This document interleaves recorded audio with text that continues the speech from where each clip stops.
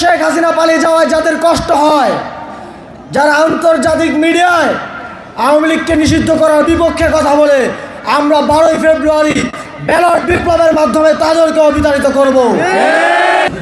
আমরা নির্বাচনকে কেন্দ্র করে মিডিয়া দখলের মধ্য দিয়ে এক ধরনের ফ্যান্টাসি, এক ধরনের রিয়েলিটি শো করতে দেখছি।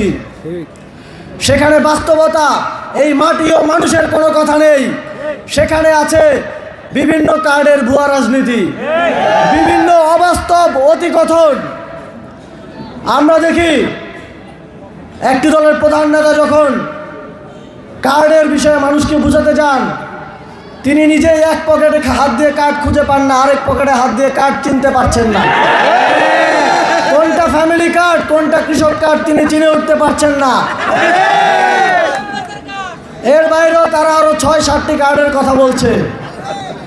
অথচ বাংলাদেশের মেহনতি মানুষ, বাংলাদেশের প্রান্তিক মানুষ এত এত কার্ডের মধ্যে তাদেরকে বিভ্রান্ত করে ভোট ইঞ্জিনিয়ারিং এক ধরনের পরিকল্পনা দেখতে পাচ্ছে। অথচ পৃথিবীতে আমরা দেখি বাংলাদেশেও এখন স্মার্ট কার্ড হয়ে গেছে।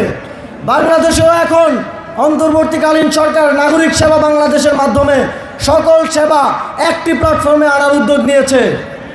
অথচ তারা আলাদা আলাদা কার্ড করে বাংলাদেশকে পিছনের দিকে নিয়ে যেতে চায়। আমরা তাদেরকে প্রশ্ন করতে চাই, যখন আপনি নিজেই কোনটা কৃষক কার্ড, কোনটা ফ্যামিলি কার্ড পকেটে হাত দিয়ে চিনতে পারছেন না, তখন বাংলাদেশের মানুষ কিভাবে চিনবে?